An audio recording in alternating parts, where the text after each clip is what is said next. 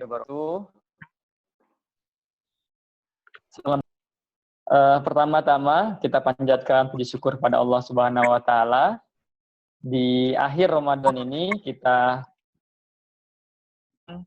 dan juga diberikan sebuah nikmat untuk mau belajar.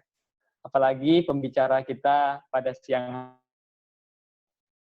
walaupun kita membahas tentang pendidikan, tapi pendidikan itu tidak sekolah-sekolah, di kampus, penelitian, atau kertas. Tapi pendidikan itu sangat luas sekali maknanya, begitu. Nah, mulai talkshow ini, saya perkenalkan diri saya dulu, karena tak kenal tak sayang katanya. Kebetulan saya founder dan CEO dari Klik Coaching, penyelenggara program ini.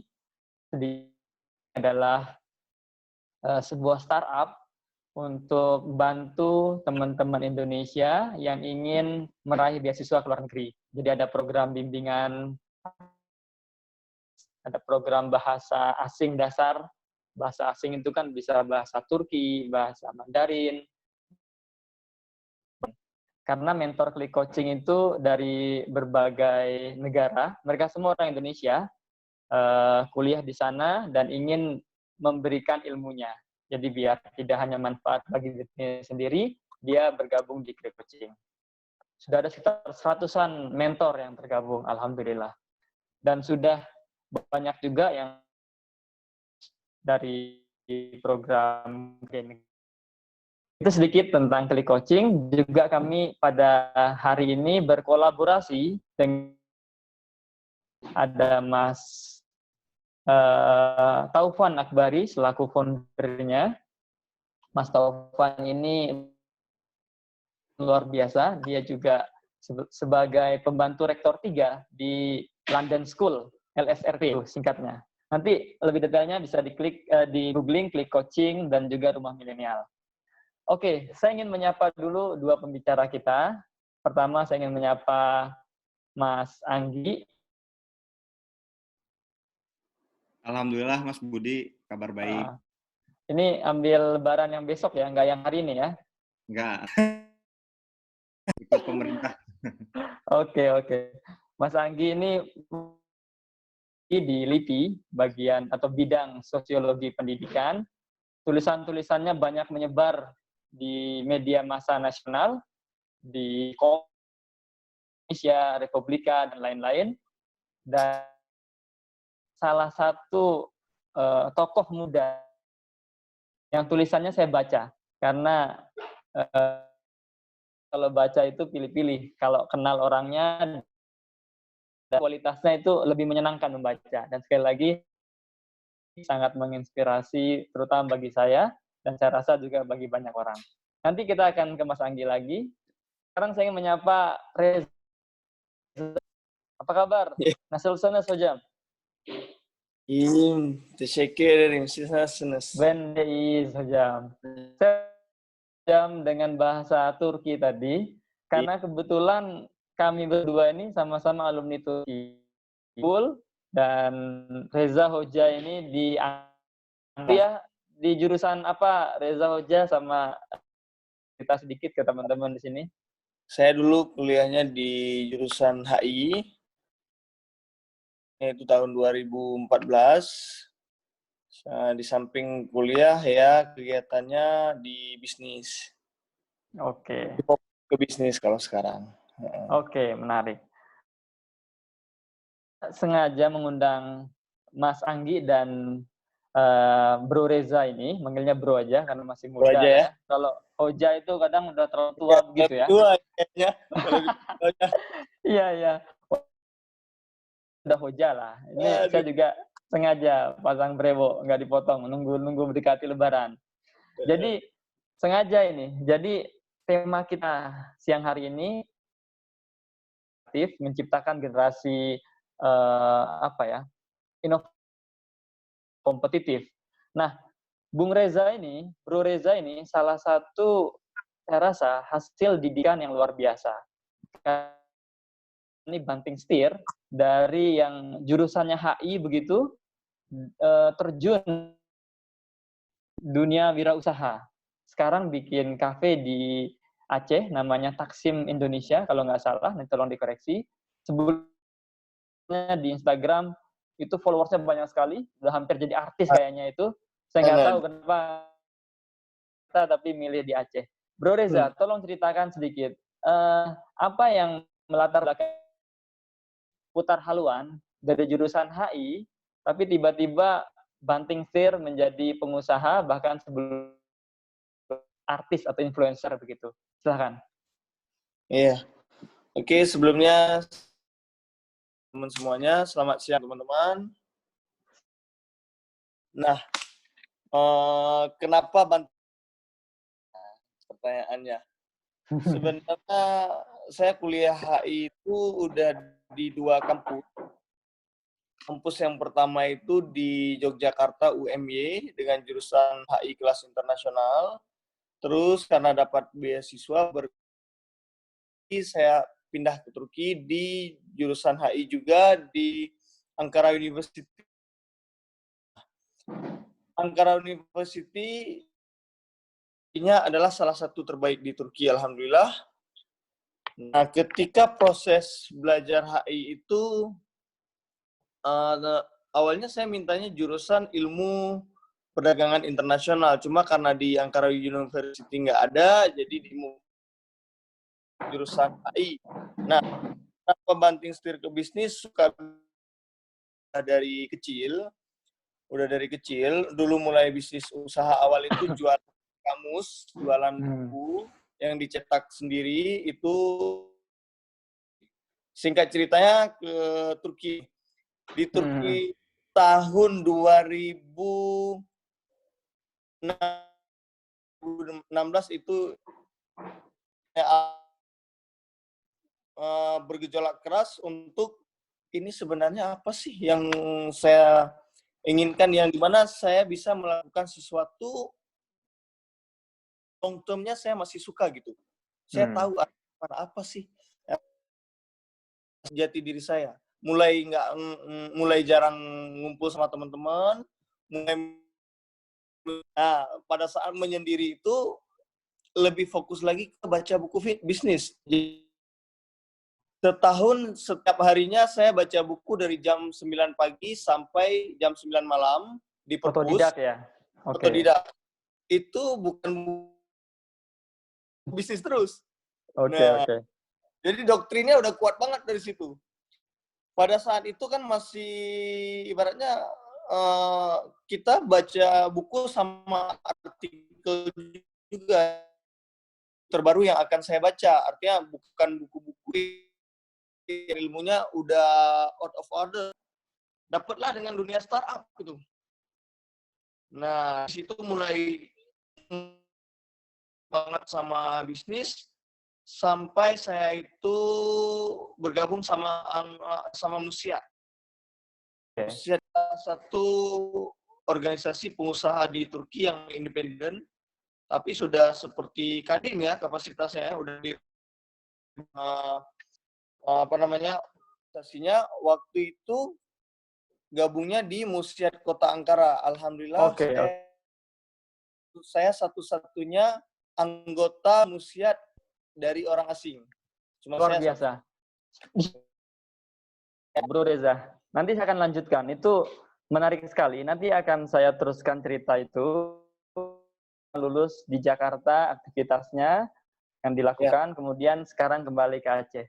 Sebelum ke situ, saya ingin ke Mas Anggi dulu. Mas Anggi, sebenarnya dalam pendidikan itu, dari cerita Mas Reza, emang apakah ada dikotomi ya, semacam dikotomi pendidikan atau linearitas gitu mungkin ya? Orang yang jurusan menjadi pengusaha, orang ambil jurusan pendidikan fisika harus menjadi, atau tidak ada dikotomi? Itu seperti apa, Bung Anggi? Mas Budi, selamat siang Bapak Ibu, Mas Reza juga selamat siang. Saya senang sekali bisa bergabung di acara pada sore hari ini, diskusi kali ini. Saya mencoba merespon yang disampaikan oleh Mas Budi terkait dengan isu di pendidikan itu bagaimana. Memang dari dulu kan ketika isu yang paling besar atau bobot yang paling besar bagi setiap orang itu kan bagaimana setelah mendapatkan pendidikan, atau intinya gini, ketika bicara pendidikan, isu yang paling besar adalah isu pragmatis sebetulnya. Mendapat pendidikan apakah untuk bekerja ataupun yang lain gitu, dan tekanannya itu kan sekarang pun memang lebih punya bayangan, atau orang tua pun sudah punya bayangan kan, kalau saya menyekolahkan anak, saya akan menginvestasikan uang saya, kemudian nanti setelah itu si anak ini jadi apa gitu. Sehingga orang pasti harapan setelah lulus dari sekolah, entah jenjang apa, ini bisa memasuki dunia kerja, entah jadi pekerja ataupun jadi pengusaha ataupun yang lainnya gitu. Beban berat pendidikan kan di situ. Di samping beban lainnya misalnya ada tentang kemudian pendidikan kebangsaan, kemudian macam-macam agama dan lain-lain. Ketika bicara pendidikan, orang kemudian punya harapan besar. Ketika pendidikan tertentu, maka dia akan mencapai posisi tertentu di masyarakat. Tapi dalam prakteknya kan tidak selinier itu gitu. Ya. Contoh dari Mas Reza kan ya seperti itu. Sekolah HI, tapi kemudian bergerak banyak lagi juga, misalnya di antara kita sendiri misalnya banting setir ketika ini kok kayaknya bukan sesuatu yang setelah lulus gitu. Nah, sayangnya pendidikan di Indonesia itu tidak memberi ruang yang besar terhadap potensi dari si anak gitu. Jadi yang selalu konteks kognitifnya atau akademiknya. Tapi kan sebetulnya nggak semua anak gitu punya kognitif yang baik misalnya. Tidak semua anak bisa mencapai nilai yang excellent dan tertentu gitu misalnya. Nah, kita kan dari kecil didoktrin bahwa yang pintar itu matematika. Padahal misalnya itu mungkin basic skill penting gitu, tapi misalnya fokus aja misalnya di basic skill, misalnya yang banyak kan yang menyebut misalnya tentang literasi kritis, matematik, kemudian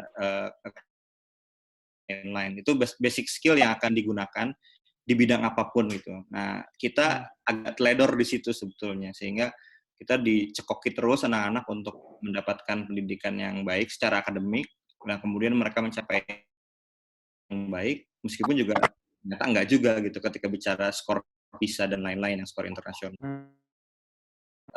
Kita lupa gitu.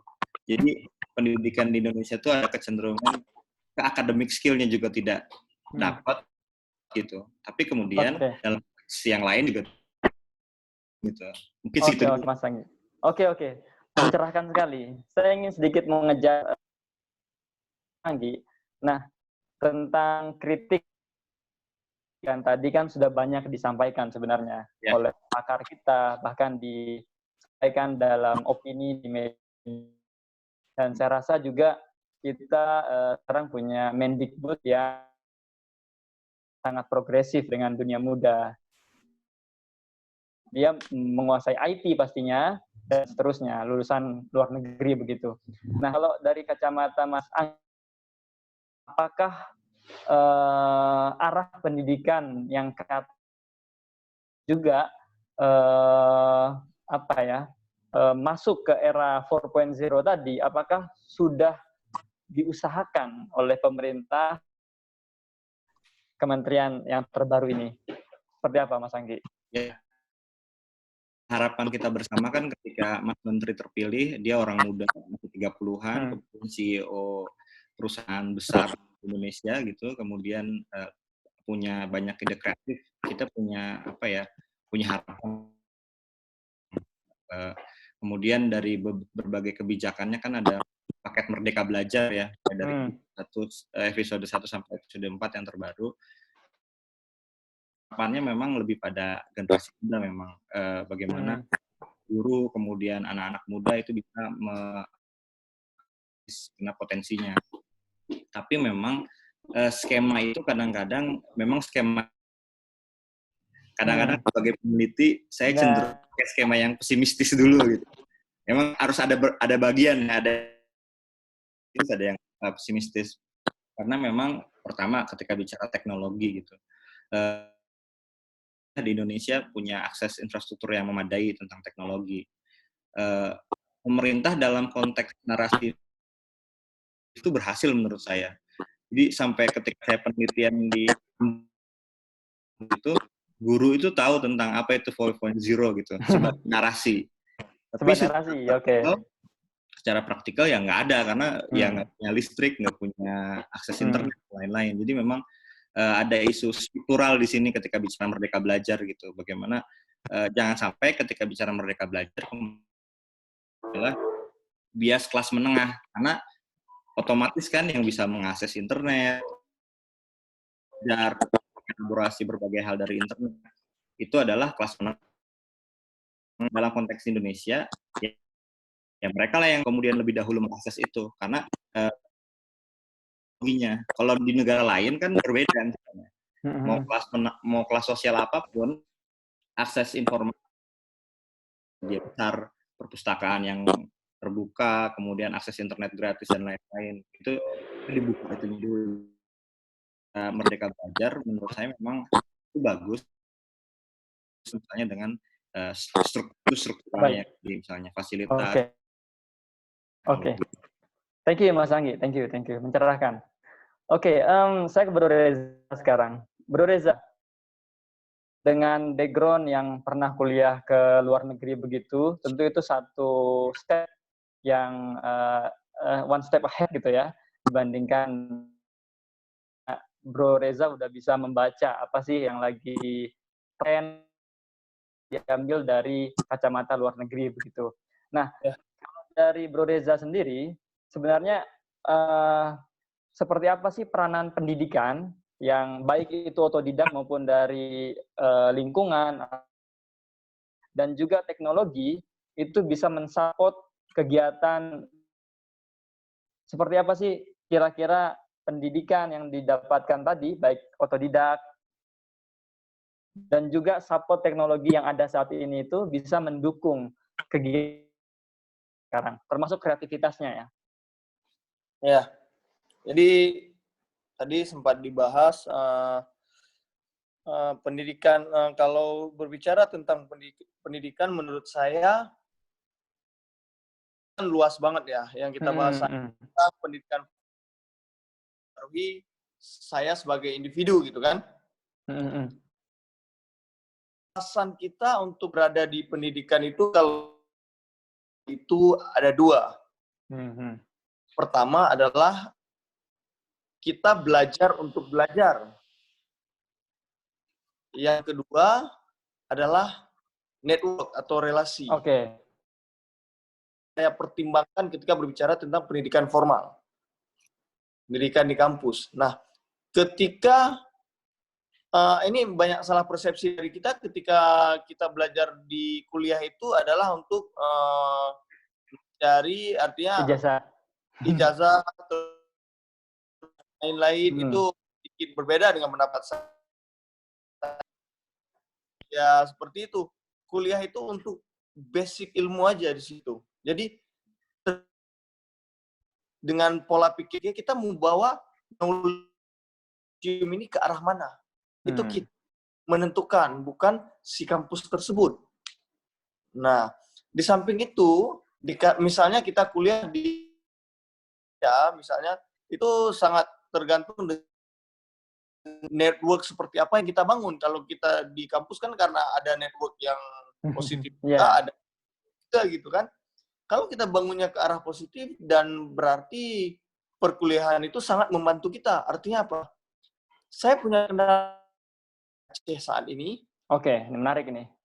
Karena ketika memulai bisnis di Aceh, saya yang tidak pernah kuliah di Aceh, itu sangat susah mencari DM yang berkualitas. Nah, kuliah kuliahnya di Turki. Jadi network yang kita bangun selama ini adalah di Turki. Ketika kita pulang ke Aceh memang syukurnya saya itu bisa berpikir out of the box dan mulai berpikir liar itu ketika kuliah di. Sebelumnya saya nggak peduli banget bagaimana cara ibaratnya gini, wawasan masih sempit dulu. Nah, ketika sampai di sana saya melihat dunia yang lebih luas gitu dan membuat saya penasaran terus. Nah, jadi kembali ke cerita kenapa di Aceh mendapatkan SDM-nya, karena dan saya juga tidak punya banyak relasi yang di mana relasi tersebut saya butuhkan untuk pengembangan bisnis saya, untuk tim-tim saya. Nah, di situ bagaimana caranya saya tidak boleh menyerah baik, karena di balik sebuah perusahaan yang sukses itu pastinya karena timnya yang gitu. Nah, jadi kewajiban saya meningkatkan kualitas dari mungkin Mas tadi sempat bahas masalah follower Instagram dan lainnya. Iya betul, banyak sekali followersnya itu. Ya, pasti kan nggak beli itu kan? Asli dong. Oke. Ini bahas follower bulan ya. Santai aja. Ya, nggak masalah. cuma ketika di Aceh ini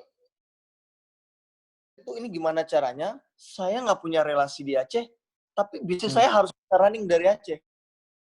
Hal yang saya lihat dari Aceh, di industri yang ada di Aceh ini, menurut saya yang industrinya itu udah mulai membaik itu belum banyak gitu kan.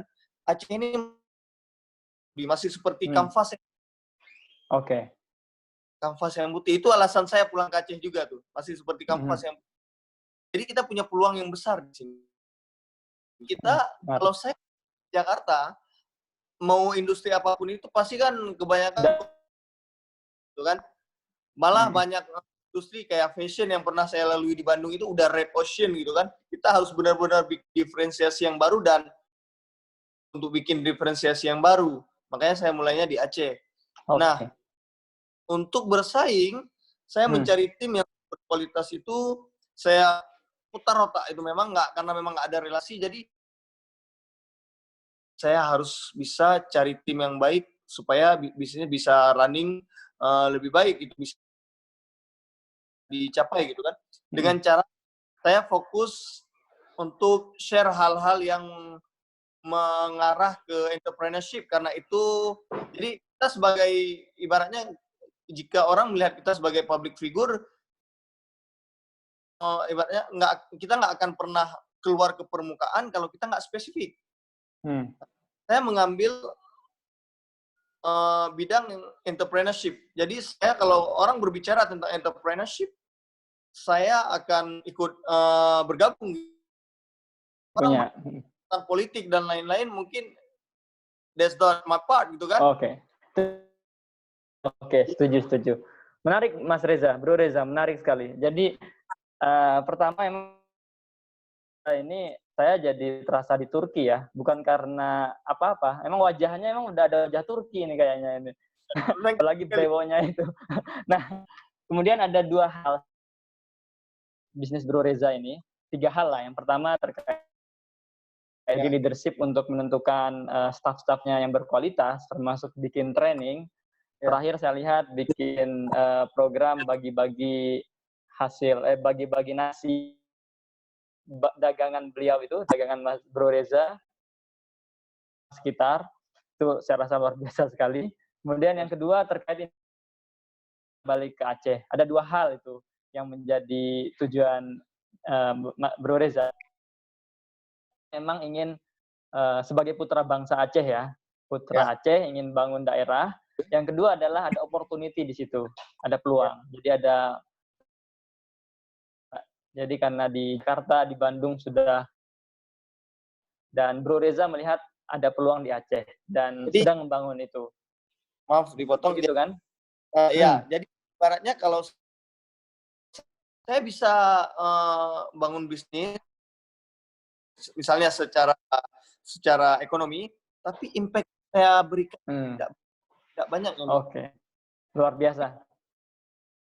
Impact yang memang lebih ngena gitu ke targetnya langsung. Nah, itu. Terutama ke tempat daerah lahir ya, yaitu di Aceh. Menarik Bro Reza ceritanya. Nanti kita lanjut lagi sama jagoannya ini. Saya mau ganggu lagi ini. Jadi kalau kita lihat kan sebenarnya banyak potensi-potensi daerah itu yang bisa dikembangkan, baik dari sisi bisnis, pertanian, dan seterusnya. Nah, saya tahu terakhir menulis di media Indonesia terkait sekolah vokasi, ditarik itu ada tentang gagasan dari Ki Hajar Dewantoro selaku Bapak Pendidikan kita Indonesia. Nah, sebenarnya Mas biar potensi-potensi daerah itu bisa muncul agar seperti Reza baru ini setiap daerah, tidak hanya di Aceh. Itu seperti apa sih seharusnya sekolah aku media atau penyelenggara pendidikan bisa Ya, baik Mas Budi. Menarik tadi cerita dari Mas Reza ya, sudah keluar negeri, kemudian kembali ke kampung halamannya dengan idealisme pegang gitu.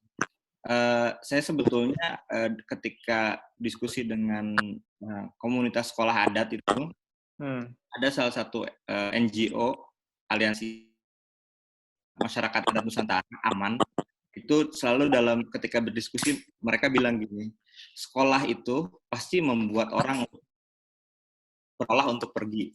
Jadi ketika orang bersekolah, kemudian pendidikannya semakin tinggi, maka akan punya kecenderungan, jelas ya, akan ada kecenderungan ketika dia semakin tinggi sekolahnya, dia akan pergi ke tempat lain, atau mungkin melakukan mobilitas ya, ke tempat lain, atau pergerakan ke daerah lain, seperti itu. Nah, ini kan juga memang nampak ya, ketika Jakarta itu epicentrum dari seluruh migran yang berasal dari seluruh wilayah di Indonesia. Demikian juga kota besar lain, seperti Surabaya, Jogja, Medan, yes. Itu kan punya daya tarik terhadap kalangan migran. Mereka kemudian setelah bersekolah merasa nyaman di situ karena punya pekerjaan di situ. Mereka diam di situ. Nah, itu yang membuat sekolah itu dibilang sekolah untuk pergi. Di sini dalam arti pendidikan formal, tadi Mas Reza bilang. Nah, lagi-lagi memang bobot yang sangat berat kita itu adalah sekolah formal itu. Sekolah formal itu yang punya kontribusi membuat orang kemudian merasa tidak punya sensitivitas terhadap daerahnya sendiri gitu. Nah, kalau kita menggunakan ide Ki Hajar di tulisan saya terakhir di media Indonesia itu, Ki Hajar itu ide pendidikannya kan pertama memerdekakan, kemudian yang kedua idenya adalah mendidik. Untuk mencapai kesejahteraan suatu bangsa, yang paling penting adalah bagaimana mendidik rakyat. Yang ketiga adalah keberpihakan Ki Hajar pada kelompok yang tertindas atau marginal. Jadi semboyan setiap rumah adalah sekolah, setiap rumah adalah perguruan, setiap orang adalah guru. Nah, itu sebetulnya ingin memberi ruang pada bahwa orang-orang yang memadai, kemudian dan lain-lain itu harus mau mendidik masyarakat yang punya keterbatasan. Tentang bahwa pendidikan itu harus nasional dan kultural, itu Ki Hajar selalu bilang itu. Makanya di ide-ide makskulnya atau sekolah vokasi sekarang, Ki Hajar selalu bilang bahwa sekolah itu harus punya terhadap apa sebetulnya yang ada di daerahnya gitu. Jadi membangun misalnya wilayah-wilayah yang berada di pesisir, maka ya harus dikuatkan seperti itu. Kemudian juga perikanan, kelautan dan lain-lain. Nah, sementara memang itu bukan tugas sekolah saja sebetulnya, Mas Budi. Karena gimana ini? Dengan kebijakan pemerintah pasca Orde Baru itu kan kita memasuki tahap industrialisasi di mana yang paling dibutuhkan oleh dunia usaha dan dunia industri adalah tenaga kerja terampil gitu. Makanya arah pembangunan pendidikan, bagaimana pendidikan bisa menyiapkan tenaga kerja terampil gitu. Nah, sayangnya memang kemudian itu tidak diimbangi dengan identitas atau local culture yang ada di daerahnya. Itu yang jadi sayangnya gitu. Dan di satu sisi daerah di sangat bergantung pada investasi kan ketika suatu daerah maju itu karena investasi dari luar gitu. Coba lihat wilayah-wilayah di Kalimantan misalnya, itu kan maju kemudian karena banyak investasi masuk itu misalnya, entah itu batu bara, kemudian atau perkebunan dan lain-lain. Tapi kita sangat jarang melihat basis investasi itu sendiri gitu. Nah, makanya di tulisan tersebut saya berandai-andai seandainya misalnya Ki Hajar ide-idenya itu diimplementasikan di ruang pendidikan, arah pembangunan itu sesuai dengan arah pendidikannya gitu. Nah, sementara ini kita lihat arah pembangun suatu daerah kemana, arah pendidikannya kemana gitu. Iya, kesulitan yang dialami oleh Mas Reza karena dia sudah terbuka, memang punya privilege untuk sekolah, kemudian di luar negeri dapat beasiswa, ada relasi yang dibangun, kemudian oleh semangat otodidaknya kan, karena memang, nah itu sebetulnya meskipun Mas Reza mungkin tidak baca Ki Hajar, arah kebijakannya Ki Hajar itu kan belajar itu untuk memandirikan anak, makanya masuk sekolah untuk belajar dan membelajarkan diri dari istilahnya. Berarti Bung Reza sudah menerapkan nilai-nilai Ki Hajar Dewantoro ini berarti ya? Iya, kalau bicara makanya ketika itu masuklah dia punya relasi dengan dunia internasional, teman-temannya dari berbagai negara, wawasan bacaannya terbuka. Nah, itu idealnya pendidikan sebetulnya kan. Nah, memang privilege itu nggak dimiliki semua orang gitu. Nah, makanya kalau pakai bahasanya Bourdieu kan, sekolah itu arena reproduksi kan. Jadi siapapun yang masuk ke situ, kalau kelas sosialnya sudah tinggi, dia tinggal reproduksi, bisa di situ atau lebih tinggi gitu. Nah, makanya kalau di negara-negara maju, kelas sempit itu ditutup gitu misalnya. Kayak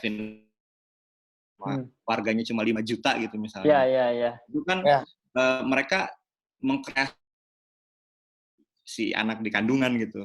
Kemudian dikasih gizi yang baik, kemudian ketika hanya standby di situ, jadi secara psikologis juga oke. Kemudian masuk startnya relatif sama, masuk ke sekolah yang kualitasnya sama. Sementara kalau di Indonesia kan yang bagus masuk sekolah swasta bagus, kemudian dia akan lebih bagus gitu. Menarik. Harus bekerja keras untuk itu gitu. Mungkin kalau yang biasa saja dia harus mendapatkan kursus IELTS itu berkali-kali karena ada di lidahnya ini bermasalah secara kultural gitu kan. Makanya yang dilakukan Mas Budi dan teman satu bagian penting kan untuk memberikan akses sehingga semua orang bisa punya kesempatan gitu. Tapi lagi-lagi ketika akses sudah dibuka, itu juga bergantung sama kuota kan. Jadi sama jaringan internet dan lain-lain. Jadi memang dari awal memang pendidikan ini sudah timpang memang. Jadi ya ketika ada sosok seperti Mas Reza dan teman-teman generasi sekarang yang punya kepekaan untuk kembali ke daerahnya, itu memang harus diapresiasi gitu.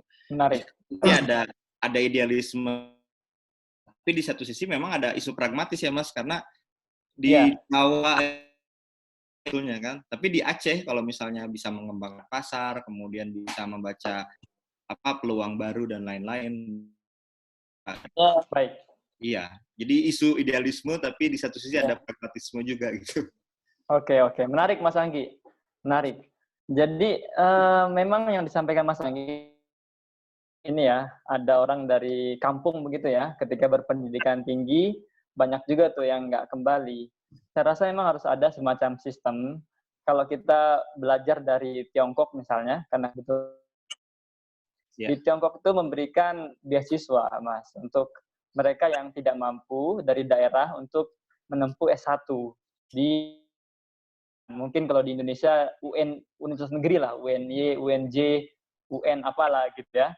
Mereka gratis, kemudian dikasih uang sangu, tapi dia harus kembali ke daerahnya. Minimal kalau tidak salah sekitar 7 tahun dan ada mengalami pengurangan. Nah, saya rasa kita juga tidak cukup hanya dengan kesadaran seperti Bro Reza misalnya yang punya keinginan untuk membangun daerah, tapi saya rasa harus ada sistem di situ Yeah. dan jangan hanya satu bidang. Tidak semua harus di bidang pendidikan. Kita juga butuh petani yang bisa mendorong kira-kira begitu. Nah, saya ke Bro Reza lagi deh kayaknya ini. Ada nggak mau ditanggapin dari disampaikan Mas Anggi tadi? Ada yang mau ditanggapin atau mau disampaikan? Ada yang saya ingin tanyakan. Tadi sempat bahas bahwa perbedaan ketika kita menimba ilmunya sekolah swasta dan sekolah umum gitu kan? Oke, silakan. Yang seperti kita ketahui benar sih ketika kita misalnya sekolah swasta yang hanya bisa orang-orang yang kelas menengah ke atas mungkin yang bisa mendapatkan pendidikan yang bagus gitu kan. Nah, apa sih yang bisa kita lakukan mungkin untuk menyetarakan bahwa sekolah umum ini juga punya kualitas yang sama gitu. Karena ketika ada kualitas di sekolah umum ini pasti teman-teman yang bisa melihat peluang yang sama seperti yang dilihat oleh mereka yang sekolah di sekolah swasta gitu. Iya. Iya, memang langsung saya respon ya Mas Budi. Silakan. Nggak apa-apa, kita cair aja. Ya, ketika bicara itu memang karena memang bagaimanapun ya meskipun tidak secara jelas bicara itu, sistem pendidikan kita kan kayak mekanisme pasar sebetulnya Mas. Komersialisasi gitu. Nah, komersialisasi ini kan menguntungkan kelas tertentu ya. Jadi orang yang punya uang, dia bisa memilih, punya pilihan yang lebih banyak. Mau masuk sekolah favorit negeri atau mau masuk sekolah favorit swasta. Ketika dia masuk sekolah swasta, sekolah swastanya yang bukan ecek. Di situ dari kecil sudah dirawat, diperhatikan. Nah, ini sebetulnya juga jadi perhatiannya Esther Duflo di bukunya Poor Economics itu. Esther Duflo dan suaminya, pemenang Nobel itu. Dia bicara pakai contoh Indonesia juga, dia bilang bahwa kalau mau suatu negara maju, dua, yaitu pendidikan dan kesehatan gitu. Nah, kesehatan dua. Kemudian yang paling gampang untuk pemerintah daerah apa? Bikin sekolah yang bagus dan tersebar merata. Kemudian bikin itu kan maksudnya gini, ketika bicara akses jalan bagus, orang dari daerah itu punya kesempatan untuk ke kota dengan lebih. Kemudian ada fasilitas kesehatan, nah itu. Nah, pemerintah bukan tidak, saya lihat ya, ketika kebijakan PPDB zonasi, sebetulnya arahnya ke situ. Jadi, pemerintah telah merata, dapat diakses dan merata di semua daerah. Tapi memang sayangnya, lagi-lagi sayangnya gitu misalnya, hal tersebut memang kebijakan di masa lalu kan ketika kita bicara sekolah favorit itu ada di mana sih, atau sekolah negeri kota gitu, sehingga kan orang tua mungkin dulu ketika mau masuk sekolah favorit kita harus ke kota. Orang yang punya privilege untuk ke kota adalah kelompok menengah lagi-lagi gitu misalnya. Nah masih pembangunan sekolah kan sudah banyak di mana-mana gitu, tapi memang lagi-lagi yang punya sejarah panjang pendidikan yang bagus adalah hanya kalau pemerintah mau PPDB ini berjalan dengan bagus, gurunya juga harus sebar gitu, yang bagus. Kalau di pendidikan, Mas, ada istilah standar nasional pendidikan. Jadi ada infrastruktur, ada sarana prasarana, kemudian ada standar kelulusan dan lain-lain. Itu juga ditingkatkan gitu. Jadi sambil membuat berbasis zonasi, tapi juga memetakan kondisi sekolahnya. Misalnya kalau daerah, dia kan tahu demografi si penduduknya, tingkatan sosial, sehingga semua orang punya kesempatan yang sama untuk mengakses pendidikan yang layak. Memang tidak sekarang sih yang diteruskan PPDB zonasi ini itu kita mungkin. Thank you Anggi. Cukup menjawab saya rasa ya. Ini cair sekali acaranya. Jadi pemateri juga bisa saling lempar pertanyaan dan sebelum saya buka tanya jawab, ini ada 33 orang, cukup banyak lah saya untuk webinar begini. nanti saya akan berikan waktu. Cuman saya mungkin satu hal lagi yang ingin saya Bro Reza, karena saya rasa yang hadir di sini ingin tahu juga nih dari sisi bisnisnya. Dari ini Bro Reza, apa sih yang ingin dicapai terutama pasca pandemi? Apa target dari Reza secara pribadi untuk kafe dan saya dapat info juga sedang bikin pembuatan film ini. Seperti apa kira-kira imajinasinya atau harapannya? Ya. Harapan saya setelah pandemi ini, di mana pasar hiruk pikuk pasar sudah mulai normal kembali, ya kita ibaratnya ini alhamdulillah bisnisnya masih running, walaupun sedikit menurun. Berkurang ya? Tidak sedikit sih sebenarnya, 5% yang menurun ya. Cuma, cuma itulah harapan saya itu, saya nggak melihat ini sebagai problem gitu. Artinya ini memang sebagai problem. Di sini melahirkan dua jenis pengusaha menurut saya. Yang dimana pengusaha yang akan komplain, akan mencari alasan untuk tidak melakukan diri menunggu semua berdamai. Tapi saya memilih yang jenis pengusaha yang satunya lagi. Artinya ini kita setiap masalah pasti ada solution yang harus solusinya ada. Ya. Jadi solution itu lagi gitu kan. Jadi di situ saya nggak stop bisnisnya, dan plan kami dalam waktu dekat ini kami bakal launching brand baru namanya Siasap Kebab and Burger. Nah di situ fokus ke online. Jadi awalnya itu bisnis saya kan kafe, jadi lebih menjual di samping produknya, place-nya gitu. Orang yang saya harus pivot gila. Ini nggak mungkin orang nggak jadi the new normal gitu ya, nggak udah mulai makan di rumah aja, nongkrong di rumah. Makanya saya buka brand yang baru ini supaya nanti pas di mana daya beli sudah mulai meningkat, dia sudah siap running gitu. Di samping itu juga plan saya di bidang film. Itu saya baru saja mengakuisisi satu perusahaan film. Wow. Jadi saya bekerja, kebetulan sudah lama sekali ngobrol sama beliau karena beliau sebenarnya salah satu orang yang gimana ya, punya track bagus banget di film nasional, orang Aceh gitu kan. Nah, waktu itu sudah lama ketemu sama dia karena background saya pribadi juga, jadi saya tahu kualitas beliau dalam filmmaker.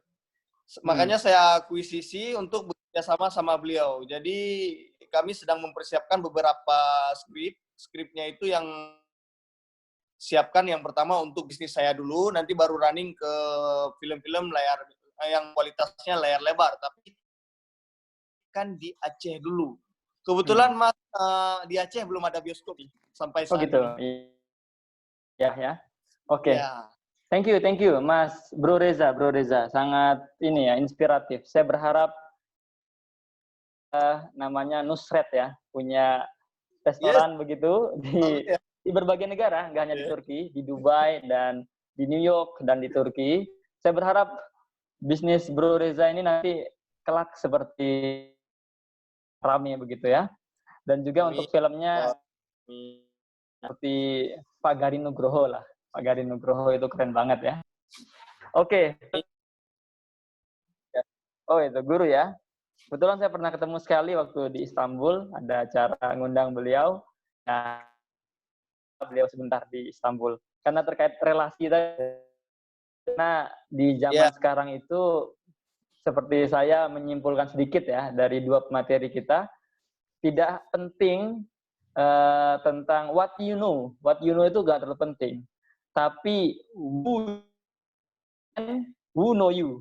Jadi what you know itu gak terlalu penting. Yang know and who know you. Jadi siapa yang kamu tahu dan siapa yang tahu kamu. ada sebaliknya begitu, ya kurang. Bahkan ada guyonan begitu ya, tadi begitu ya. Kunci sukses ada 3, dia bilang kan. Pertama, ikhtiar. Yang kedua, ya orang dalam. Ini agak sarkastis memang, tapi orang dalam di sini bisa kita maknai positif ya. Artinya kita harus punya jaringan yang baik, walaupun harus dengan cara-cara yang baik tentunya. Itu kalian. Sekali lagi terima kasih buat 2 pembicara. Kita akan persilahkan untuk penanya. Silahkan raise your hand ya kalau mau nanya. Ini ada menu raise your hand. Saya kasih contoh. Tuh ada kan. Saya turunkan lagi. Gaptek, nah bisa. Oke, silahkan. Bagi raise your hand aja langsung. Nanti biar saya bilang, silahkan hidupkan mikrofonnya dan tanyakan langsung. Karena di era digital, era daring, tidak boleh terbentur ya. Nanti moderator suruh bacain semua, nanti pahala saya kebanyakan. Kan nanti bertanya sendiri. Silakan teman-teman, ini ada 30-an orang ya. Atau ditulis di chat ya, saya mau nanya begitu. Oh ini ada nih. Maulana Zam sudah menulis di sini. Ingin menyampaikan langsung. Silakan dihidupkan mic-nya, Maulana Zam. Terima kasih Mas. Menarik nih. Tadi saya menyimak pertanyaan dari 2 narasumber. Salam Mas Anggi. Ya, halo Pak. Ketemu lagi Mas Anggi ya. Ya, salam Pak. Dan salam juga buat Sendiri Pak. Ya, nama saya Maulana. Cuman kalau Oke. untuk di menggunakan nama Maulana Zam gitu. Sebenarnya namanya Maulana Putra. Gitu. Siap. Dan saya ingin menyapa juga Mas Reza.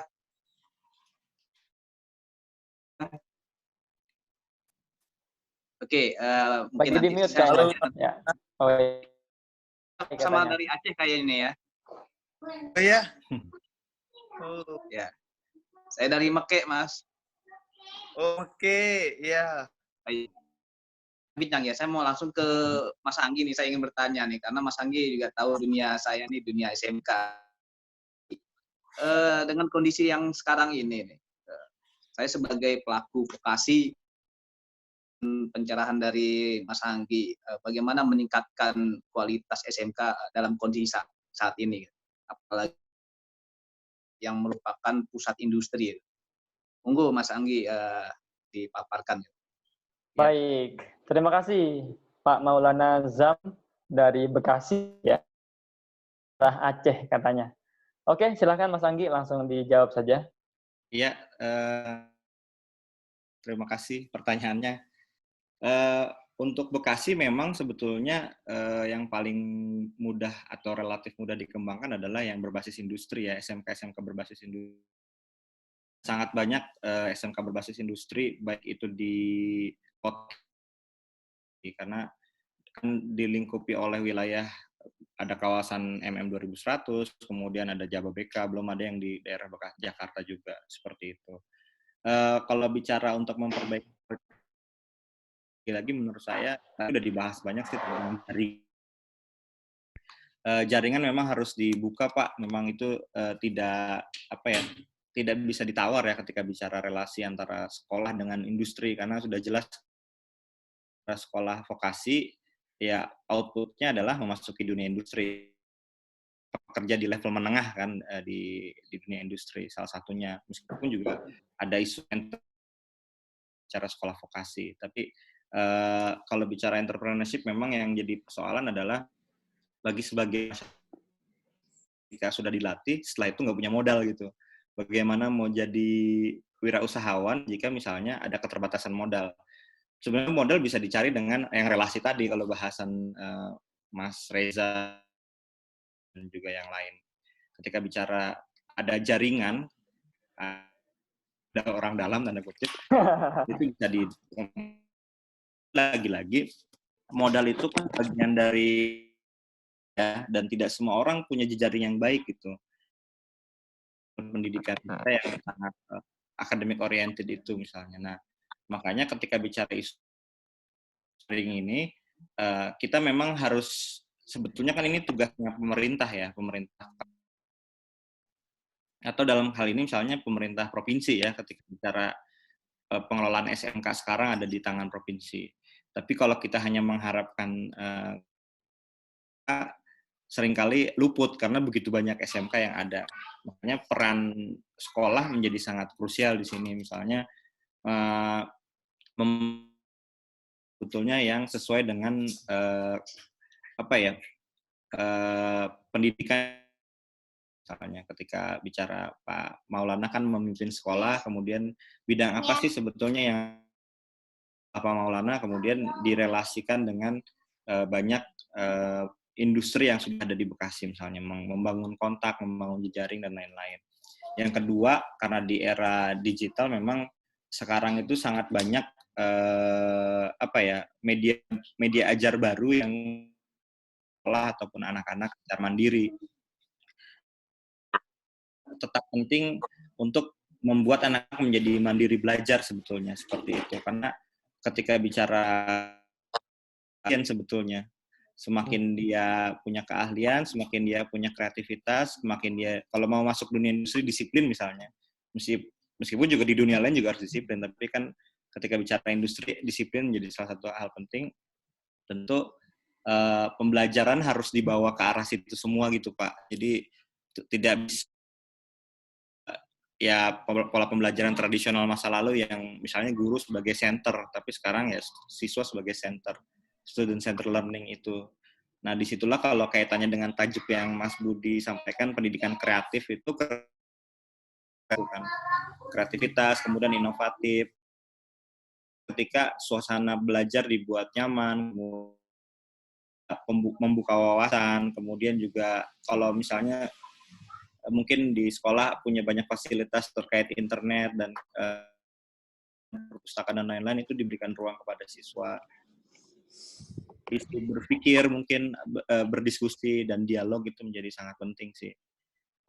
Selain juga isu-isu teknologi. Jadi basic skill-nya, maksudnya kalau skill terkait bidang kan memang itu wajib dimiliki oleh anak-anak ya. Tapi juga ada tambahan soft skill-nya itu yang bagaimana dia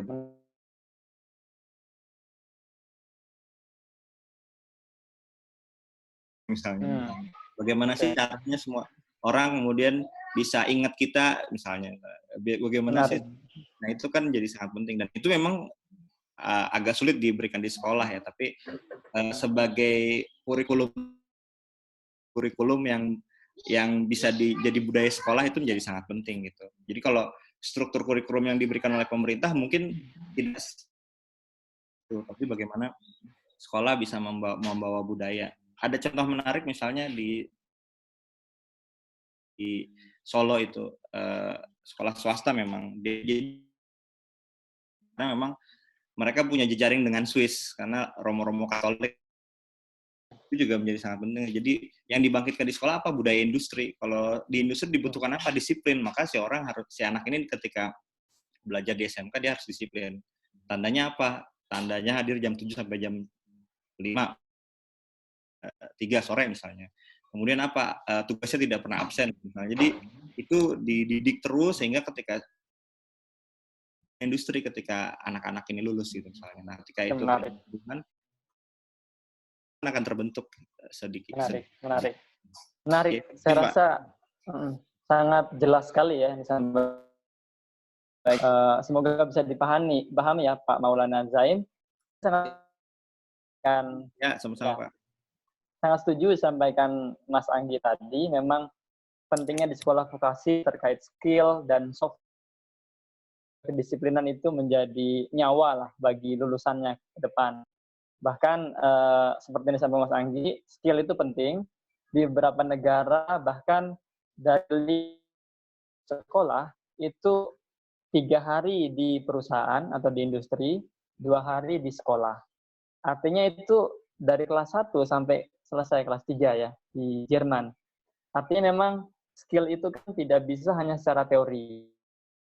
Rumusnya diajarkan menurut siapa atau teori siapa, tapi harus diterjunkan langsung.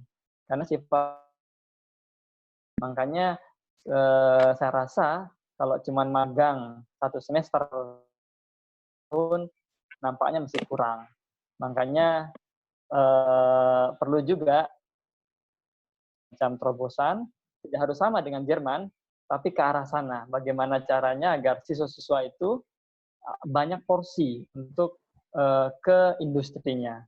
Jadi ketika lulus nanti, tentu mereka bisa melanjutkan kuliah, atau kalau ingin menjadi terjun langsung ke jadi pekerja, skill-nya bisa langsung digunakan.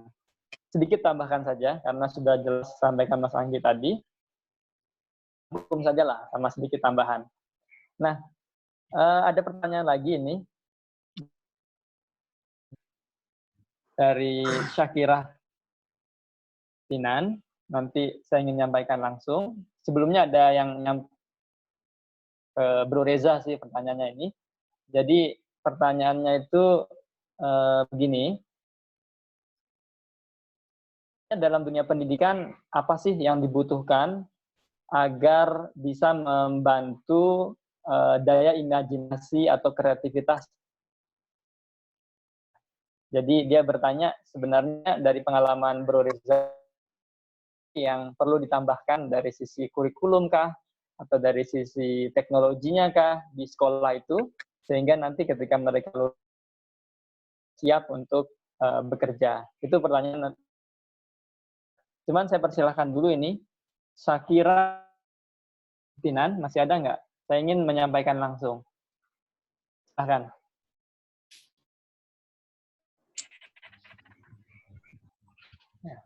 Silahkan Terima Mbak kasih Syakira. Kak Budi. Ya. Iya. Assalamualaikum warahmatullahi wabarakatuh. Saya dari Bogor. Mau bertanya sama Kak Re, sama Kak Anggi. Apakah standar pendidikan sesuai dengan tuntutan zaman? Oke. Sudah? Terima kasih. Iya, terima kasih. Sama-sama. Dan langsung menohok itu kayaknya. Silahkan dijawab. Mungkin ke Bro Reza dulu, karena tadi terkait pertanyaan sebelumnya, apa sih yang kurang dari kurikulum atau pendidikan di sekolah untuk mensupport kreativitas? Bro Reza sekarang ini, apa sih yang dirasa kurang? Silahkan.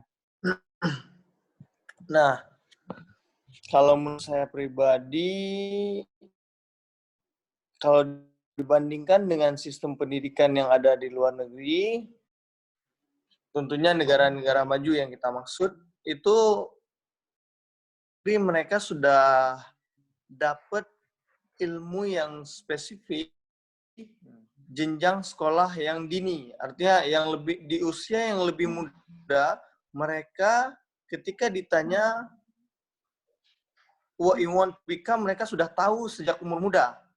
Artinya startingnya itu udah bisa dari umur muda untuk menjadi seorang yang expert. Sedangkan di Indonesia kita ini pelajaran umumnya ini banyak banget dan lama ya ini seperti apa namanya, seperti lama gitu.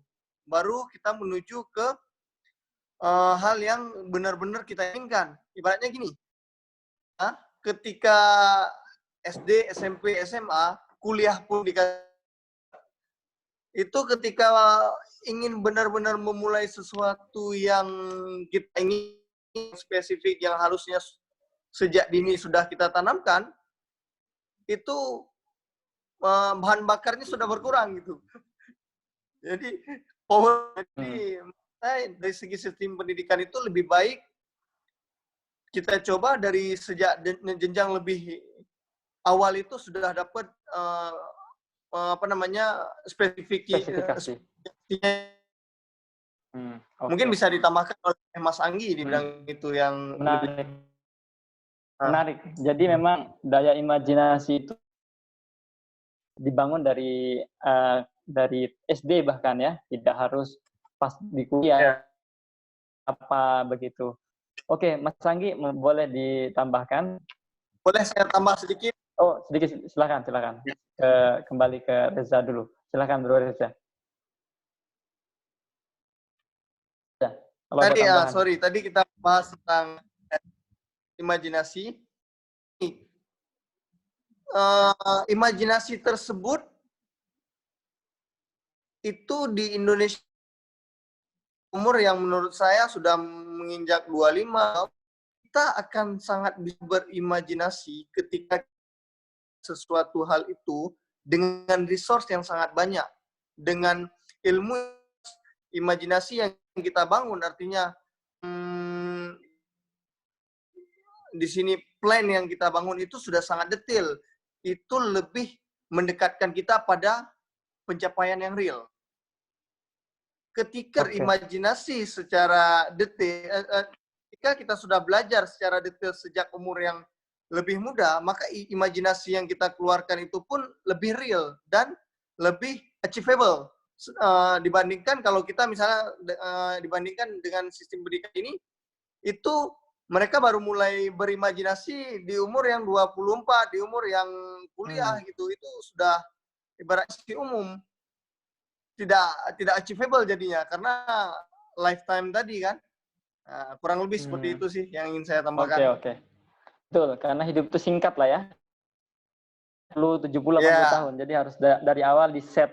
Gimana Bro Anggi tambahannya? Ya, betul sih, saya sepakat sama yang Mas Reza sampaikan. Pertama dari segi kurikulum kita tuh berat. Pelajarannya hampir semua, maksudnya anak tuh harus diisi oleh banyak ilmu gitu, dan kita menganggap bahwa semua hal itu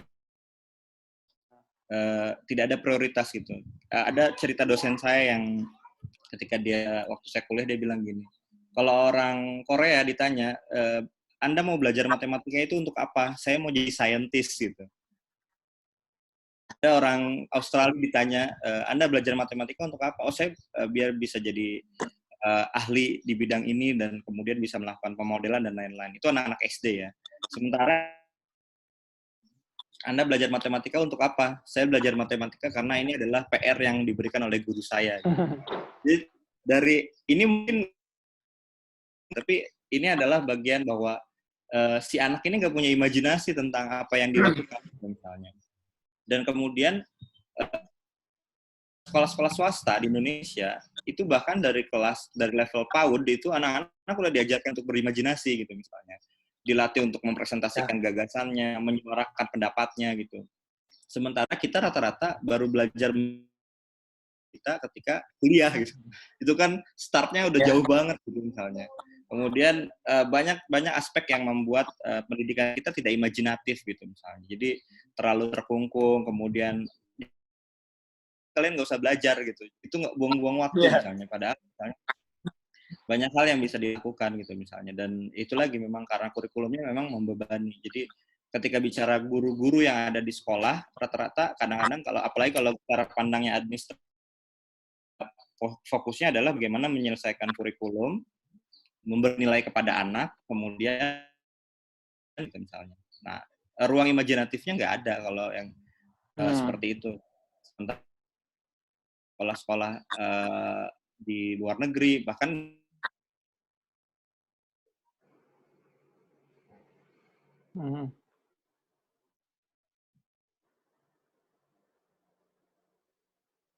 Halo Mas Anggi, agak terputus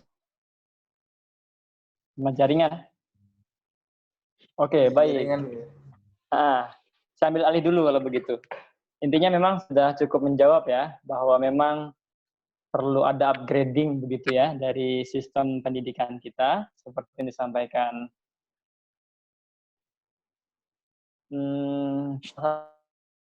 Ada penyesuaian terkait tentang. Nah, saya persilahkan lagi deh bagi penanya yang ingin bertanya. Punya 2 orang top ini. Ini kalau sama Bro Reza ini sekali ngeposting bayar kan. Nah, sini kita hadirkan secara gratis. Teman-teman harus manfaatkan dengan baik ini. Ini artis. Lah ini ya. Kalau gitu sambil nunggu yang jawab, saya ingin tanya nih ke Bro Reza nih. Nah, Ya. tadi kan sebenarnya terputus sedikit ya tentang Jakarta, karena bisa dikatakan banyak orang yang bercita-cita ingin ada di Jakarta karena sebagai epicentrum, sebagai pusat uang begitu ya. Walaupun Bung Reza tadi menyampaikan tentang kompetisi tadi, tapi ya sebenarnya kalau orang itu mau berkompetisi, apalagi Bro Reza dengan segala kelebihannya, itu pasti mampu. Jadi sebenarnya apa sih selain alasan kompetisi dan ingin membangun daerah? Karena saya lihat Bro Reza ini kan terkenal lah dari sisi followers dan pernah menjadi artis iklan begitu ya. Bahkan saya pernah dapat Bro Reza ini pernah ditawari untuk layar lebar, tapi menolak begitu. Artinya orang ditawari menolak, itu kan satu hal yang luar kebiasaan. Bisa diceritakan Bro Reza, seperti apa sih dinamika dan meninggalkan Jakarta ini? Sebenarnya itu salah satu kekecewaan saya ya, kembali ke Aceh ya. Halo, Bro Budi.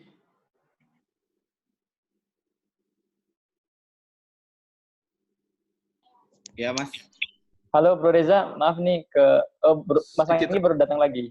Selamat datang. Silakan dilanjutkan dulu Bro Reza. Ini suaranya Reza kedengeran nggak ya? Halo. Oke. Sekarang kedengeran. Tolong diulangi. Ya. Jadi Oke, sekarang kedengeran. Sebenarnya untuk meninggal Jakarta itu tidak sepenuhnya seperti ini. Ada pandangan saya yang sedikit menurut saya sedikit berbeda. Kalau saya starting dari Jakarta, from the bottom, keluar ke permukaan seperti kita bahas tadi itu be unique itu sedikit karena memang persaingannya yang ketat, tapi saya bisa startingnya dari Aceh. Dari Aceh itu kita starting awalnya dari Aceh. Ketika kita sudah running dan juga sudah mulai mapan, kita kembali ke Jakarta. Artinya apa? Di Jakarta kita from zero itu lebih cepat menurut saya. Karena market yang ada ataupun masyarakat yang ada itu di Aceh tidak terlalu banyak di konsumsi beritanya, konsumsi misalnya nih, konsumsi berita kan belum terlalu banyak nih Jadi dia nggak bingung kalau seandainya ada seseorang yang bisa menciptakan produk yang baik di industri tersebut, pasti kita lebih cepat dikenal. Nah, lebih cepat permukaannya. Seandainya di Jakarta, kita bisa memberikan yang baik ataupun jasa yang baik, tapi tetap saja persaingannya yang padat, yang keluar ke permukaannya lama. Jadi kita gitu. Menurut saya untuk menemukan itu di Aceh untuk starting. Tapi jangan berlama-lama di daerah kita. Kita ketika sudah running, ketika sudah mapan harus langsung. Nah, itu alasan saya sih. Dari sini kita mulai dari zero untuk mendapatkan niche marketnya. Nanti kamu. Jadi menarik ini. Jadi yang di Jakarta hati-hati ya. Ya, everybody. Reza, balik Aceh itu bukan untuk gak kembali ke sana. Siapkan diri kalian. Nanti Bro Reza balik lagi ke Jakarta, harus siap berkompetisi dengan Bro Reza. Tentu dengan powernya yang makin luar biasa itu ya. Cuman sayang waktu di Jakarta terakhir, Reza ini belum sempat ngopi, sempat kita tiktokan di WhatsApp gitu, kan belum waktunya aja. Semoga nanti setelah pandemi ya, atau nunggu Bro Reza sukses biar bisa neraktir terus ke saya. Saya yang ditraktir coaching. Siap. Iya. Ada satu penanya lagi ini ya. Karena kita terkait waktu ya teman-teman. Ini dari Yemina Leonita Gloria. Wah, namanya bagus sekali ini. Pertanyaannya sudah saya baca, cuman saya ingin menyampaikan langsung Leonita Gloria. Jadi saya minta untuk unmute dan ditanyakan secara langsung. Silakan Yemima.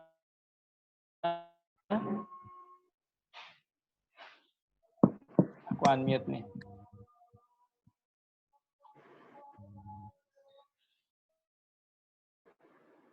Hello Yemina, are you there? Oke. Sambil nunggu Yemima nih. Jadi memang sedikit unik ya, Bro Reza. Jadi kita ini kan pembicaranya Anggi dan saya kan di Jabodetabek gitu ya. Tapi Bro Reza ini di daerah walaupun pernah di Jakarta. Nah, jadi memang saya sendiri ya. Saya ini tidak punya cita-cita untuk tinggal di Jakarta khususnya karena kantor Klik Coaching kan di Jakarta. Karena saya membayangkan Jakarta waktu kecil itu sebuah kota yang kejam begitu, yang macet, ya yang buruk-buruk ada di kepala saya. Iya. Tapi entah kenapa takdir yang membawa saya ke sini, jadi sampai sekarang saya ada di sini begitu. Jadi kadang ada kalanya angin itu juga membawa kita kemana dan menetapkan kita harus di sini. Saya rasa itu juga yang terjadi ke Bro Anggi. Bro Anggi karena kerja di LIPI, jadi mau tidak mau kan harus bekerja atau tinggal dekat kantornya juga itu. Oke, sudah bisa bicara belum? Yemima Leonita, silahkan. Iya, Halo. itu pertanyaannya. Oke. Halo. Ya, silahkan. Iya, Mas, pertanyaannya sama seperti yang ada di chat tadi.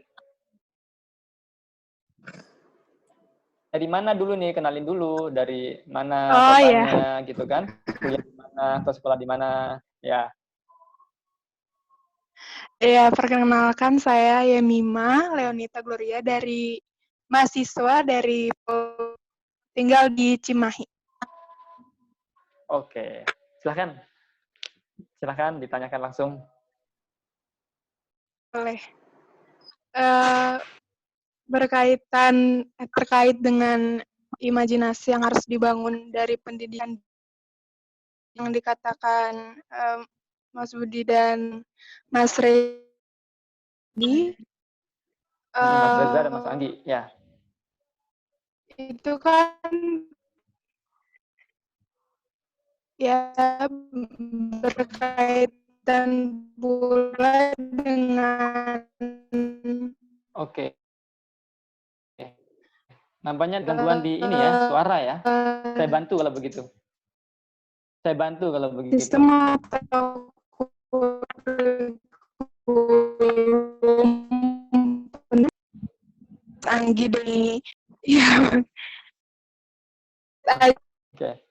Oke, saya bantu Leonita. Jadi Leonita nanya terkait dengan imajinasi yang harusnya terbangun sejak pendidikan dini berkaitan juga dengan sistem atau kurikulum pendidikan di Indonesia dan kapabilitas tenaga pengajarnya. Bagaimana pendapat mengenai ini, Mas? Dan apa yang mungkin bisa dilakukan oleh pemerintah atau bahkan oleh pemuda-pemudi? Jadi terkait dengan pengajarnya atau gurunya, kemudian terkait kebijakan dari pemerintah, dan juga gerakan selaku pemuda-pemudinya seperti apa. Saya rasa nanti Bro Anggi, Mas Anggi jawabnya dari sisi guru dan pengambil kebijakan pemerintahnya.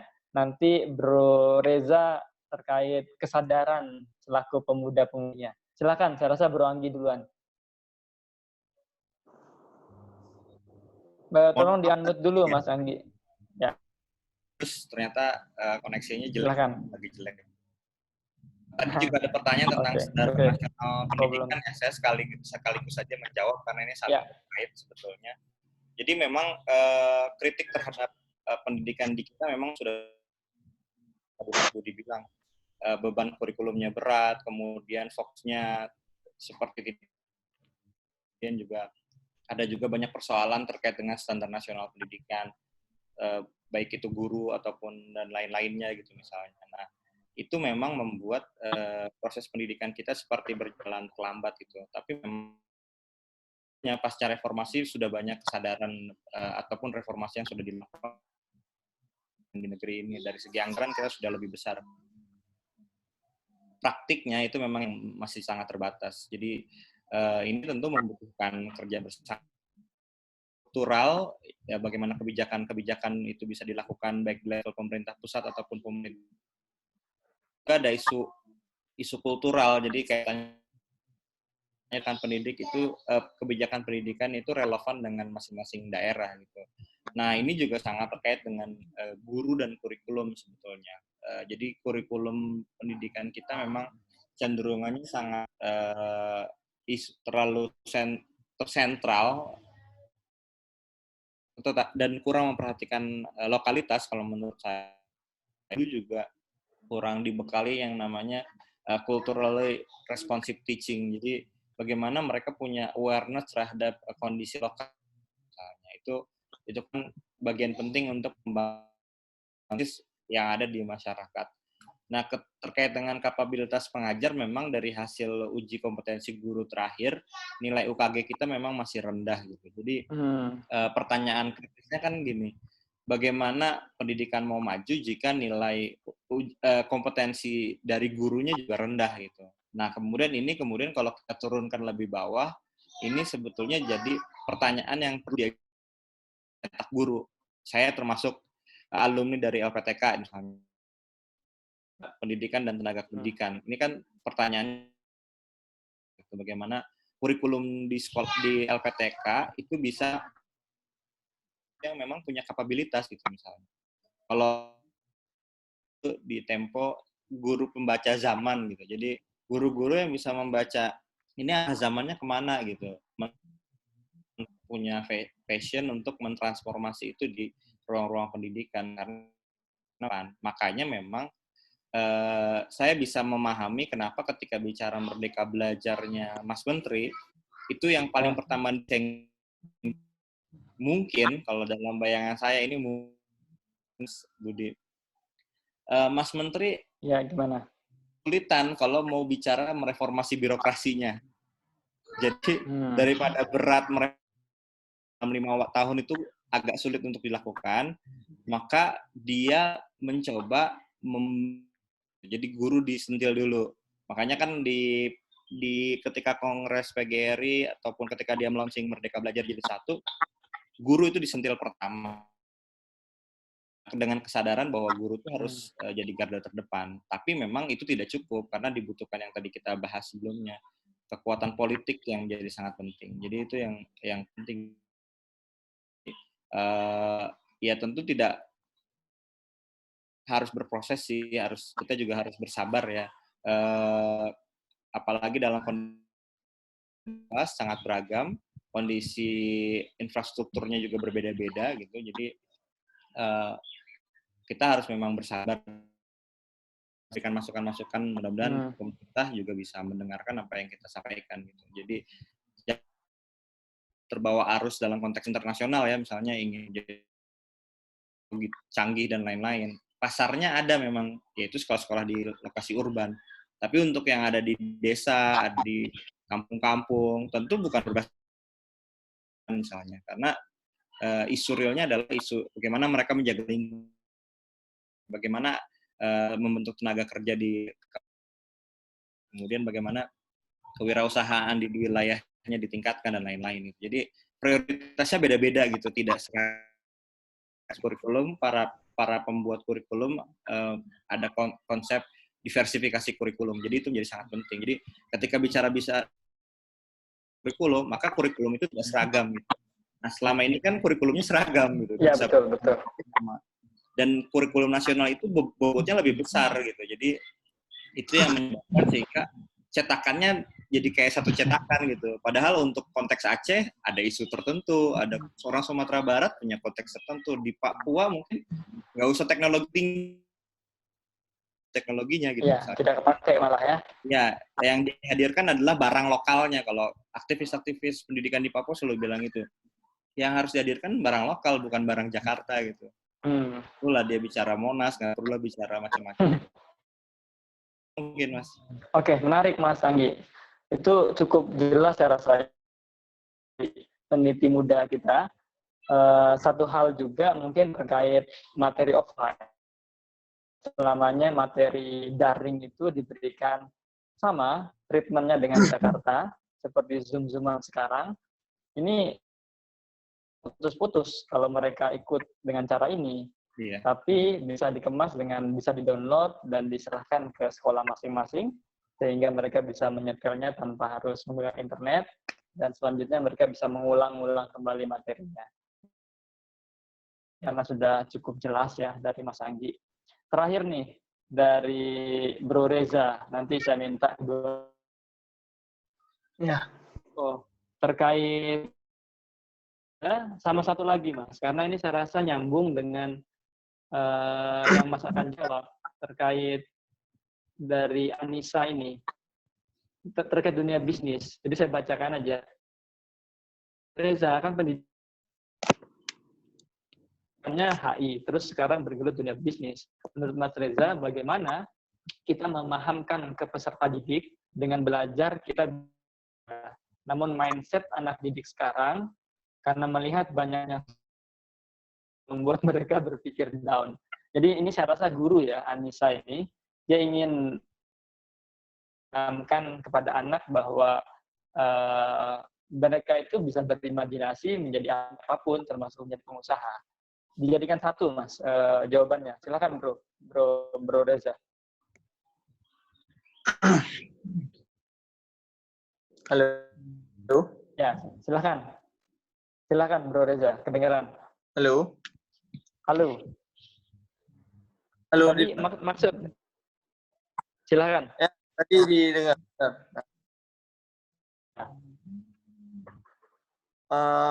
Itu lebih secara kepribadian mungkin ya. Dengan Mas Anggi membahas tentang kurikulum, artinya secara ruler, secara yang diaturkan oleh pemerintah. Ya, kebijakan. Ya, Kalau ke Bro Reza, halnya bagaimana sih? Karena Bro Reza ini semacam orang-orang bahwa bisa hidup mandiri setelah lulus S1, bahkan bisa mempekerjakan orang misalnya. Apa yang harus dibangun sejak awal? Ya, jadi harus kita bangun sejak awal yaitu adalah kita itu tidak bisa menganggap itu akan menunjukkan jalan apa yang kita tempuh. Jadi konsepnya seperti ini. Kalau kita bersandarkan diri kepada sistem pendidikan ataupun sekolah, artinya biarkan sekolah yang menggambarkan bagaimana itu salah mutlak. Artinya sistem pendidikan atau kurikulum itu seperti ibaratnya kalau di ekonomi big company ya, big company yang dimana sistemnya itu sudah sangat gemuk gitu, menunggu movement dari seseorang yang ibaratnya itu kan pasti artinya nggak terlalu cepat gitu kan. Pendidikan kalau terlalu gemuk dia itu banyak hal yang harus diperbaiki. Artinya apa? Pastinya kurikulum itu tidak terlalu up to date. Nah, kita harus bisa kita tidak boleh bersandarkan di pendidikan yang ada. Kita harus improve terus. Itu yang paling penting. Improve terus artinya apa? Kita sebagai individu, ibaratnya company startup. Nah, kita bayangin startup ini sebagai individu. Itu masih ideal banget, masih kurus banget, artinya gesit banget dia. Nah, dengan gesitnya dia bisa berproses lebih cepat. kita tanamkan. Artinya apa? Kita nggak boleh bahwa segala sesuatu hal itu tunggu apa yang diperintahkan ataupun apa yang ditunjuk oleh kurikulum. Nah, itu dari kita pribadi ya. Tapi dari mereka ya sebagai individu yang misalnya orang-orang yang udah sukses besar, yang sudah menjadi public figure, sebaiknya kita lebih semangat dalam men-sharing bagaimana mereka memandang. Artinya seperti ini. Semakin banyak cara-cara pandangan yang diutarakan di sosial media ataupun di internet, jadi kayak info-info yang di luar kurikulum ini bisa sukses di umur muda, independen di umur muda. Semakin banyak orang-orang secara independen yang seperti itu, maka secara tidak langsung mereka ini akan melihat sesuatu yang berbeda. Artinya sesuatu yang digambarkan oleh SD, SMP, SMA, kuliah, baru bisa mulai pelan-pelan mengejar sukses, akan berubah pastinya kalau mereka melihat cerita-cerita umur muda gitu. Jadi ada yang sudah memulai bisnis dan sukses. Ada referensi mereka untuk berani mengambil kesimpulan apa yang saya inginkan dan saya harus sukses di umur sekian. Jadi dikarenakan banyak referensi yang mereka dapat, mereka jadi lebih berani. Jadi they start to see the world they didn't see before. Nah, kurang lebih seperti itu sih. Terima kasih. Oke, menarik Bro Reza. Jadi memang saya catat beberapa poin. Intinya sekolah itu jangan dijadikan sebagai apa yang diajarkan harus menjadi itu. Jadi tidak dibatasi dengan, tapi harusnya memang mampu membuat imajinasi kita lebih berkembang. Karena memang kecerdasan itu kan dalam satu buku dikatakan ada 8 ya. Tidak hanya tentang kecerdasan otak kanan, otak kiri, tapi bisa sampai 8. Bisa kecerdasan olahraga, kecerdasan matematis, kecerdasan berbisnis begitu.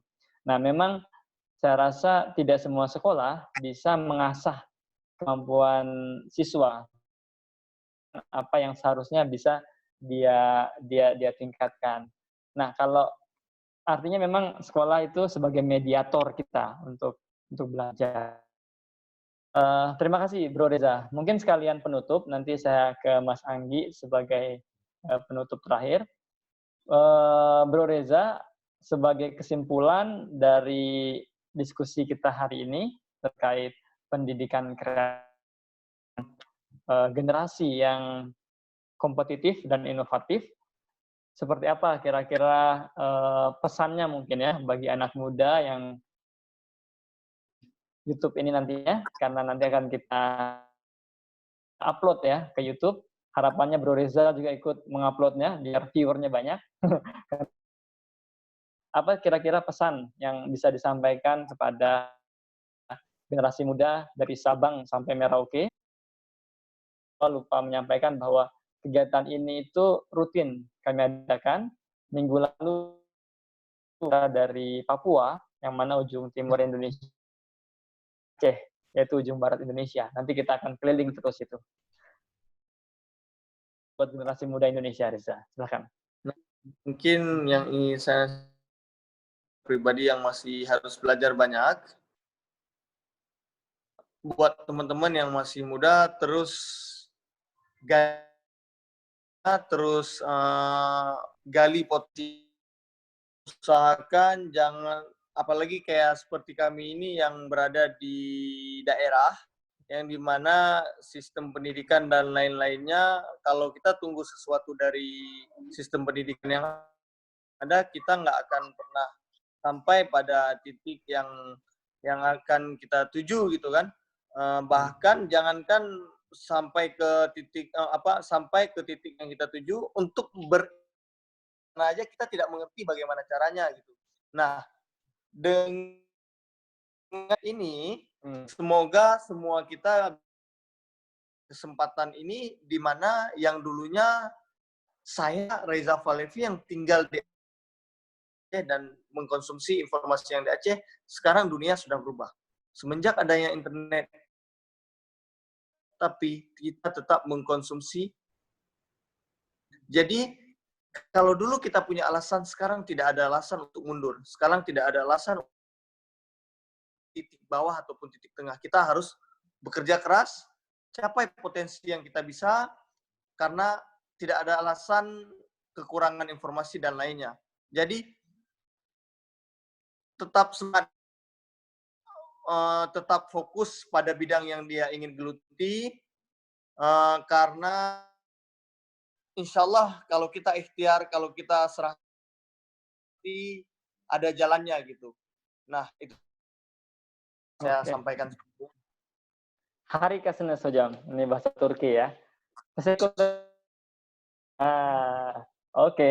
Dari Bro Anggi nih, sebagai penutup, apa yang mau disampaikan secara bebas saja untuk merangkum Mas Anggi. Ketika bicara pendidikan, ada banyak hal yang harus, atau beban pendidikan itu sendiri ya. Tapi menurut saya ada 3 aspek yang paling penting. Yang pertama, bagaimana pendidikan di negeri ini harus mampu membangun paradigma berpikir atau mengubah paradigma. Jadi imajinasi itu di situ, bekerja keras, ingin bermimpi, di situ paradigma. Yang kedua, mentransformasi. Jadi ketika bicara pendidikan untuk mentransformasi, setiap orang punya akses yang sama untuk mencapai hal ini. Upaya pemerintah tentunya struktural gitu, yang bersifat struktural, membuat mereka berubah gitu. Kalau berarti kan keberhasilan pendidikan ketika berhasil mentransformasi jadi lebih naik kelas dan lain-lain. Yang terakhir, pendidikan harus membangun para pelajar merdeka gitu misalnya. Jadi minatnya apa, kemudian keinginannya apa, tujuannya apa, karena tadi paradigmanya sudah punya, kemudian hal tersebut dibangun oleh proses pembelajaran secara mandiri. Kalau bicara pembelajaran mandiri itu berarti kan struktur sekolah harus bisa membangun para peserta didik. Tapi kita juga seperti yang Mas Reza sampaikan, jangan juga selalu ingin gitu. Jadi secara individual juga punya kesempatan karena kita harus seimbang ya. Iya, harus seimbang. Jadi kita berharap karena juga internet sudah menjadi bagian penting, dan kalau untuk orang-orang yang di village untuk mengakses dan memperoleh banyak pengetahuan secara mandiri gitu misalnya kan, kita ada dimanapun tapi kita terkoneksi dengan berbagai tempat di sebagai tempat dunia, demikian juga dengan wawasannya. Jadi itu menjadi sangat penting. Jadi kalau ingin maju ya memang ya pembelajaran mandiri itu. Jadi ada kerja keras, juga penting kan membangun jejaring. Berarti kan jangan jadi pemalu gitu, mau bertanya dan lain-lain. Bicara ya, speak up ya. Bicara dan biasanya tempat yang mau membuka dirinya itu menjadi sangat penting sih. Itu aja mungkin Mas Budi. Tangan saya nih, luar biasa 2 pembicara kita. Oke, terima kasih sekali lagi buat 2 pemateri kita, Mas Andi dan Bro Reza Falevi. Ternyata akhir Ramadan kita luar biasa ya. Kita mengisinya dengan kegiatan ilmu orang seperti kita.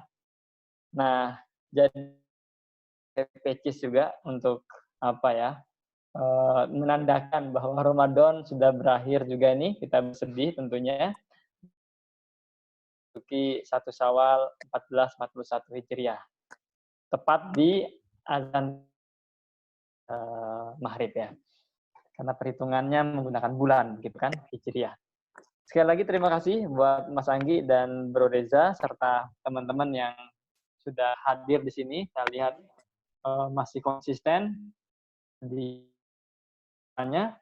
Semoga apa yang kita pelajari dari 2 pemateri ini bermanfaat bagi kita semua serta bisa mengubah atau memberikan insight pendidikan kita sehingga arah pendidikan kita terutama untuk generasi selanjutnya Karena kalau pendidikan kita baik, ekonomi kita baik, kita sebagai warga negara tentu sangat bangga, sangat bahagia. Oke, cukup untuk sore ini. Selamat menanti berbuka puasa dan semuanya. Assalamualaikum warahmatullahi wabarakatuh. Assalamualaikum. Terima kasih Mas Budi, Mas Reza, Bapak Ibu sekalian. Terima kasih Mas Ranggi, Mas Reza. teman-teman. Thank you. Saya matikan dulu nih.